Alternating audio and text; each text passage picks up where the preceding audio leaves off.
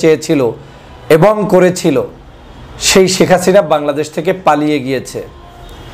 বিশ্বাস করেন, আমি অবাক হয়েছি, অনুপ্রাণিত হয়েছি জামায়াতের গতকালকের ইফতার মাহফিলটি দেখে। যেই চীনমৈত্রী সম্মেলন তো দূরের কথা, ঢাকা শহরের কোনো একটি 1 স্টার 2 স্টার হোটেলে পর্যন্ত জামাত শিবিরকে কোনো কার্যক্রম পর্যন্ত করতে দিত না আওয়ামী লীগ। ইফতার মাহফিলগুলোতে বন্ধ করে দেওয়া হতো পুলিশ পাঠিয়ে।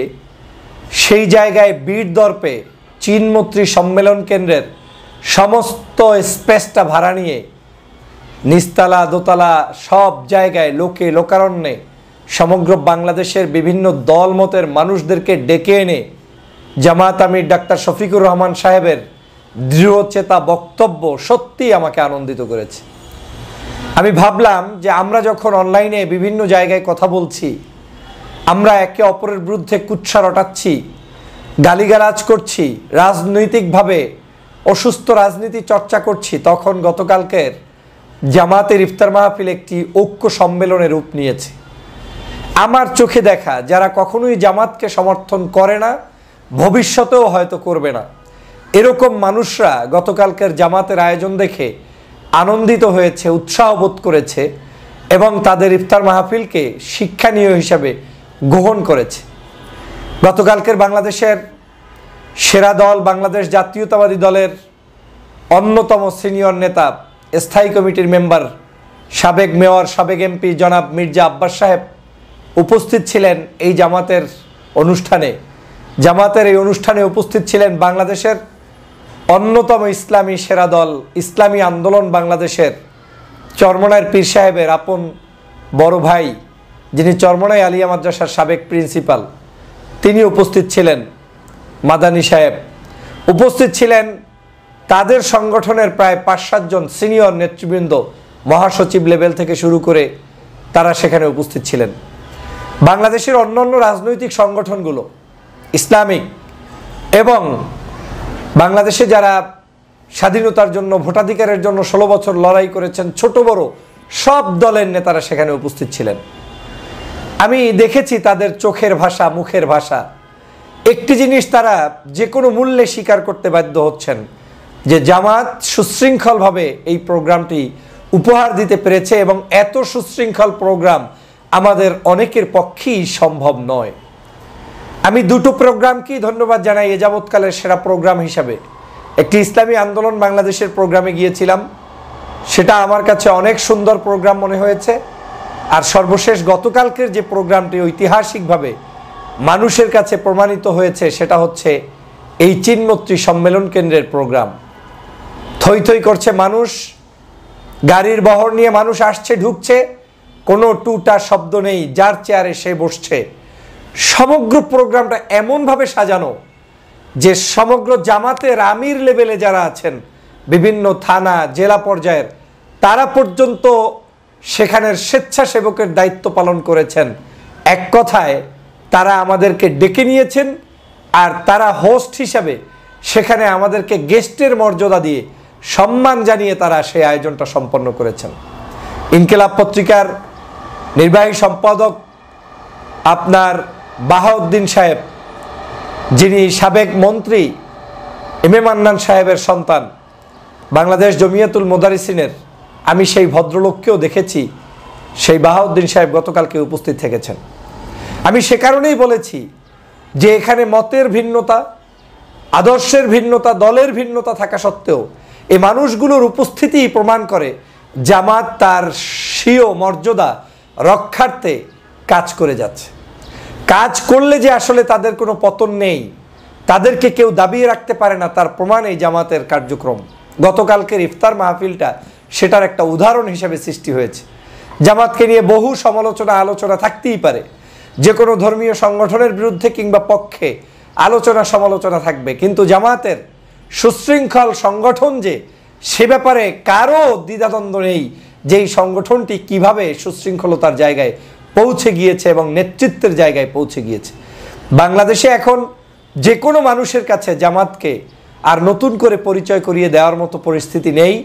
এখন মানুষ জামাতকে জানার চেষ্টা করছে, বোঝার চেষ্টা করছে।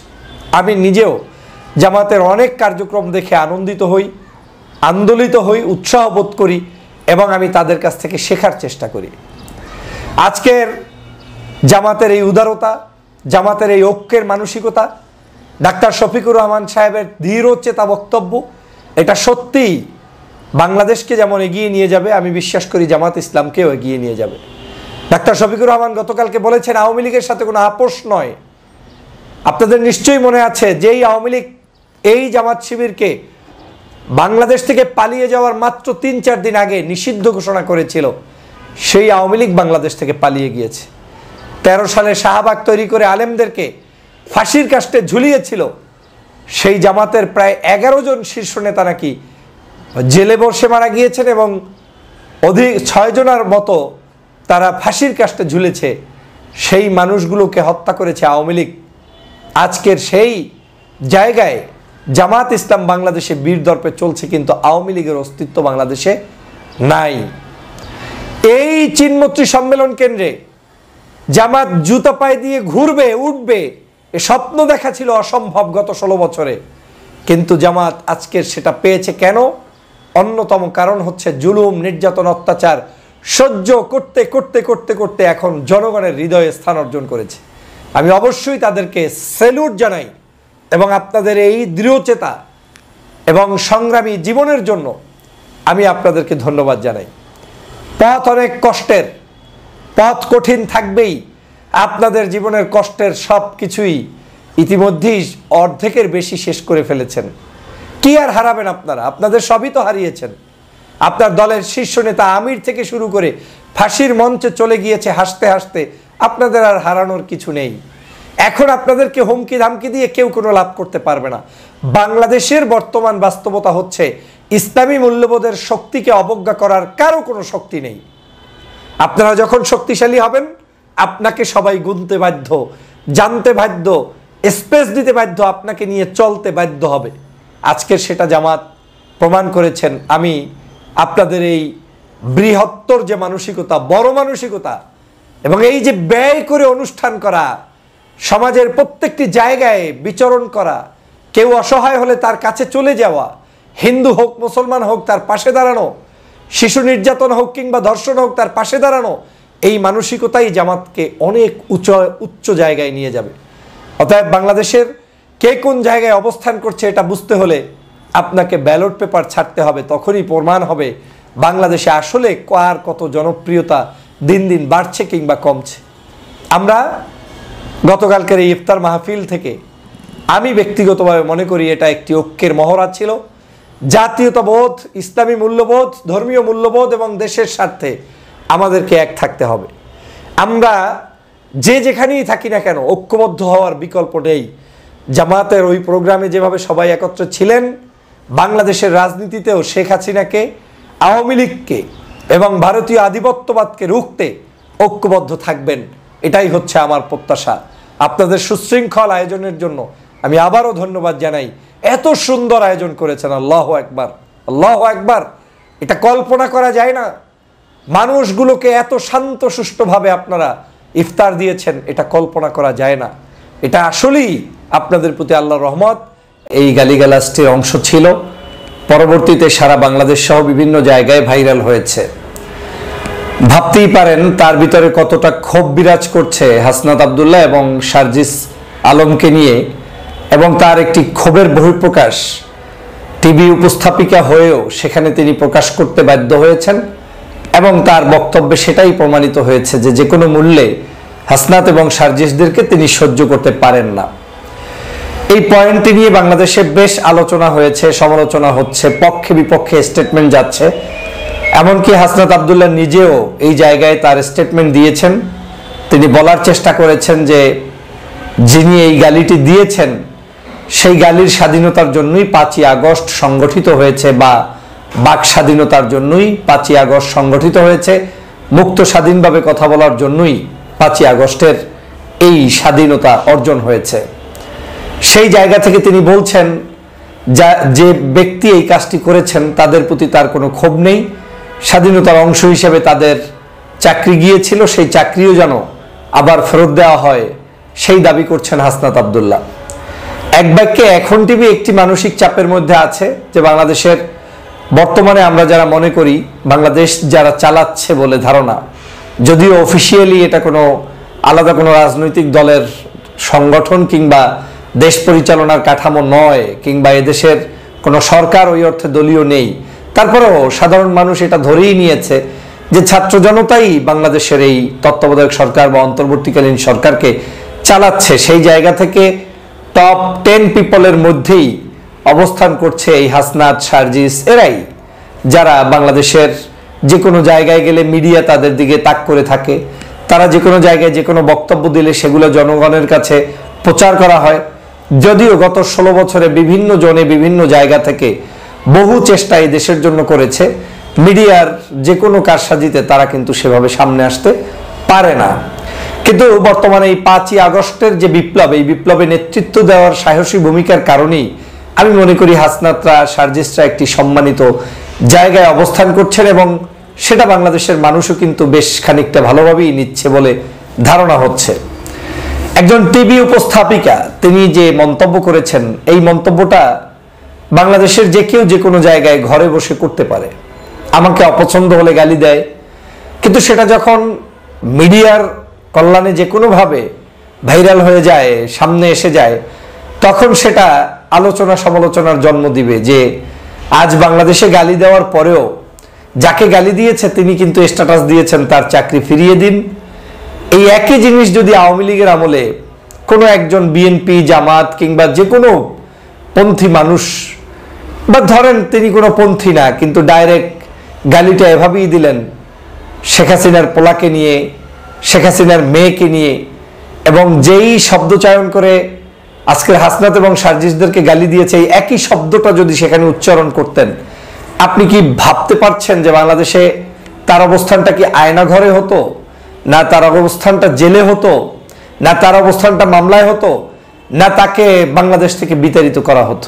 একটু ভেবে দেখেন, শুধু চেঞ্জটা করে দেখেন যে সজীব ওজের জয়কে কিংবা শেখ হাসিনার আত্মীয় স্বজন কিংবা আওয়ামী লীগের একজন ওয়ার্ড পর্যায়ের নেতাকর্মীকে ওই ধরনের কিছু বলে সুস্থ শরীরে কোনো এক সাংবাদিক বাংলাদেশে থাকতে পারবে এমনটা নিশ্চয়তা দিতে পারতেন? পারতেন না। এটাই বাংলাদেশের পরিবর্তনের জায়গা। আমি আসছি আলোচনায় যে এই পরিবর্তনটায় হাসনাত আব্দুল্লাহর ভাষ্য সঠিক কতটুকু, বেঠিক কতটুকু, জনগণ কি প্রত্যাশা করেছে সেটা ভিন্ন জিনিস। কিন্তু আমি এই গুড সাইন যেটা হয়েছে যে আজকের পরিবর্তনের হওয়ার কারণেই ওই মহিলা চাকরিতে তার অফিস থেকে বাদ দেওয়ার পরেও যাকে গালি দিলেন তিনি রিকোয়েস্ট করছেন তার চাকরিতে রাখতে হবে। আমি জানি না তার চাকরি থাকবে থাকবে না, ভবিষ্যৎ কি বলবে, কিন্তু এতটুকু তো নিশ্চিত হওয়া গেল যে গুমের শিকার হতে হবে না, খুনের শিকার হতে হবে না, কিংবা তাকে আয়না ঘরে রাখা হবে না। কারণ যাকে বলেছে তিনিই কিন্তু তার ব্যাপারে স্টেটমেন্ট দিয়ে দিয়েছে। আসেন এখন বাংলাদেশে আমরা একটু কথা বলি স্বাধীনভাবে কথা বলার সংজ্ঞাটা কি। আমি ডক্টর ফয়জুল হক স্বাধীনভাবে বাংলাদেশে কথা বলতে পারি নাই, আমাকে বাংলাদেশ থেকে বিতাড়িত করা হয়েছে। 6 বছর পর্যন্ত, সর্বশেষ 6টি বছর দেশে ঢুকতে পারা তো দূরের কথা, বিদেশে যখন থাকতাম সেই দেশের সরকারকে বাংলাদেশের পররাষ্ট্র মন্ত্রণালয় থেকে অফিসিয়ালি চিঠি দিয়ে ইনফর্ম করা হতো যে আমি দেশদ্রোহী, আমি খারাপ মানুষ, এই দেশের কোনো সঠিক নাগরিক না, আমি যাতে ওই দেশে কোনো ব্যবসা বাণিজ্য কোনো কিছু করে ভালোভাবে এস্টাবলিশড হতে না পারি তার জন্য তিনি যা যা করণীয় সব করতেন। এম্বাসিগুলো আমার পিছনে লাগা ছিল, বিদেশে অ্যারেস্ট করানোর জন্য চেষ্টা করেছিল। আমি কি কোথাও কোনো জায়গায় কাউকে যেই শব্দ চয়ন করে ওই ভদ্রমহিলা একজন ব্যক্তিকে গালি দিয়েছে সেই ভদ্রমহিলাকে আওয়ামী লীগ হিসাবে না, এমনি ভদ্রমহিলা একটা ছেলেকে গালি দিয়েছে তার প্রতিপক্ষকে আওয়ামী লীগ ভেবে না, বিএনপি ভেবে না, সাধারণ একজন ছাত্র জনতার নেতারে গালি দিয়েছে। এখন চিন্তা করে দেখেন আমি কি গত 6 বছরে কোনো জায়গায় এতটুকু শব্দ চয়ন করেও কাউকে গালি দিয়েছি? দেইনি। তাহলে আমি দেশে আসতে পারলাম না কেন? শুধুমাত্র শেখ হাসিনার আইন এবং শাসন ব্যবস্থাটা আপনি এখান থেকেই বুঝতে পারবেন যে আমি ন্যায়সঙ্গত প্রতিবাদ করার পরেও বাংলাদেশে থাকতে পারিনি, আসতে পারিনি, বিদেশেও ব্যবসা বাণিজ্য করে থাকতে দেয়নি এবং প্রত্যেকটি দেশে গ্রেপ্তার করাতে চেয়েছে ভদ্রভাবে সমালোচনা করার কারণে। কারণ ওরা যখন দেখেছে আমার এই সমালোচনা জনগণ অ্যাকসেপ্ট করছে, কোটি কোটি মানুষ ভিউ হচ্ছে, জনগণ দেখছে তখন তারা আমাকে থ্রেড মনে করা শুরু করেছে। এই একটা জায়গা থেকেই আপনাকে উদাহরণ দিয়ে দেখালাম যে কতটা হিংস্রপরায়ণ জাতিতে আমাদেরকে নিমজ্জিত রেখেছিল এই শেখ হাসিনার সময়ে। তারা আমাদের নেতাকর্মীদেরকে, বিভিন্ন মতাদর্শের মানুষদেরকে এভাবে করেই কোণঠাসা করে রেখেছিল। আর আজ বাংলাদেশে কিন্তু আওয়ামী লীগের প্রেতাত্মা, আওয়ামী লীগ ছাড়াও ধরেন একটু আওয়ামী ভাবাপন্ন, উদার কিছু চিন্তা করে, মুক্তমনা হয়তো আওয়ামী মুক্তমনার ভাবে চলে, কিন্তু ওই লোকটা কিন্তু এখন সর্বাগ্রে সমস্ত জায়গায়, ফেসবুকে, ইউটিউবে, সব অবস্থায় কিন্তু তিনি সমালোচনা করতে পারছেন যে কারো। বিএনপি জামাতের তো করছেনই, স্বয়ং সরকারের ছাত্র প্রতিনিধি যাদেরকে আমরা মনে করি সরকারের ছায়া, এই ছায়াদেরকেও সমালোচনা কিন্তু করছেন দিব্যি। এটাই বাংলাদেশের স্বাধীনতার আমি মনে করি যে পরিবর্তন হয়েছে তার একটা অংশ। এখন আসেন, আসলে গালি দিয়ে মুক্ত স্বাধীনতা হয় কিনা? আমি মনে করি না। স্বাধীনতা মুক্ত হতে পারে এটাই, আপনি চোর হলে চোর বলবো, ডাকাত হলে ডাকাত বলবো, আপনি বাংলাদেশ থেকে টাকা পাচার করলে টাকা পাচারকারী বলবো, ভোট চুরি করলে ভোট চোর বলবো, রাতে ভোট করলে রাতের ভোট চোর বলবো। এভাবে করে আপনাকে আমি শব্দ চয়ন করতে পারি, কিন্তু আপনাকে কখনোই আমি এটা বলতে পারি না যেই ভাষাগুলো ব্যবহার করে এই হাসনাতদেরকে গালি দেওয়া হয়েছে এটা নয়। তারা সঠিক মায়ের, বাবা মায়ের সন্তান। তাদেরকে এই শব্দ চয়নে যে গালি দিয়েছেন, নিশ্চয়ই তিনি এটা আওয়ামী লীগের মতো আচরণ করেছেন, যেই আচরণটা তার হৃদয়ে লালন করছেন, ভিতরে পালন করছেন। কিন্তু পরিবেশ পরিস্থিতির কারণে তিনি এখন হয়তো রাজপথে নেমে এসে অনেক কিছু বলে না, তিনি এখন খুব মানে প্রকাশ করার জন্য টিভি চ্যানেলের কলিগদের কাছে সেটা প্রকাশ করলেন। এটাই হচ্ছে পার্থক্য, যে আজকের তারা গালি দিয়েও আপনার কাছ থেকে পার পেয়ে যায়। আমি বলছি না যে তাকে আমার যে কোনো মূল্যে অপরাধী বলেই দিতে হবে, কিন্তু হ্যাঁ, আমি এটাও মনে করি যে বাংলাদেশে আওয়ামী লীগের যে শিষ্টাচার, যে কালচার ছিল, সেই কালচার এস্টাবলিশড হওয়ার সুযোগ নেই। সাধারণ মানুষকে যারা কষ্ট দেয়, গালিগালাজ করেছে, অন্যায়ভাবে যত জুলুম করেছে, সেই আওয়ামী লীগের কোনো প্রেতাত্মারা কোনো অবস্থাতেই খুব একটা ভালোভাবে সময় কাটাবে এবং আরাম আয়েসে জীবনযাপন করবে, এবং সেটা আবার অভদ্র ভাষায় গালি দিয়ে যেটা সমাজ বিবর্জিত, তারপরেও সেটাকে মুক্ত চিন্তা হিসেবে ধরে নেব, সেটা নিয়ে আমাদের ডিবেট করার কিন্তু এখন সময় এসেছে।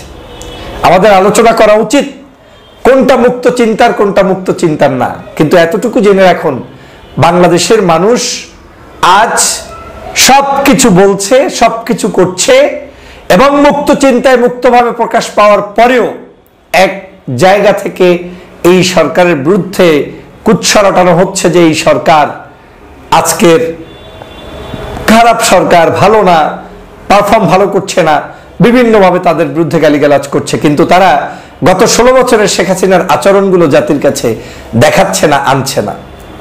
আমার ধারণা একটা সময় মিডিয়াগুলো স্লো মোশনে বের হয়ে ওই আওয়ামী লীগেরই পারপাস সাফ করার জন্য একটু সময় নিয়ে হলেও বের হয়ে যাবে, সেটা একটু অপেক্ষা করেন। এখন হয়তো অনেকেই চুপচাপ ভদ্রভাবে কিন্তু চেষ্টা করে, কিন্তু তাও কি ভদ্রতা, তা আমরা আজকে দেখতে পেলাম হাসনাত আব্দুল্লাহ এবং সার্জিসকে গালির সেই শব্দচয়ন থেকে। যাই হোক, এখান থেকে হাসনাত আব্দুল্লাহেরও একটা শেখার ব্যাপার আছে। একজন সাংবাদিক, সে যদি গালি দিয়ে থাকে তাহলে আপনাকেও রিয়েলাইজ করতে হবে। নিশ্চয়ই আপনাকে শত শত মানুষ সবাই ভালোবাসবে না, তবে রিথিঙ্ক করার সুযোগ আছে যে ওই মহিলা যদি কোনো দল কিংবা আদর্শের ব্যক্তি না হয়ে ব্যক্তিগতভাবেই ক্ষোভের বহিঃপ্রকাশের জায়গাটা তৈরি হয়ে থাকে, তাহলে জানা উচিত আপনাদেরও চলাফেরায়, বাচন ভঙ্গিতে, আলোচনায়, শব্দচয়নে কতটুকু মানুষ কষ্ট পায়, সে বিষয়টা আপনারা নিজেদের মধ্যে সংশোধন করতে পারলেই হয়তো আপনাদের জায়গা থেকেও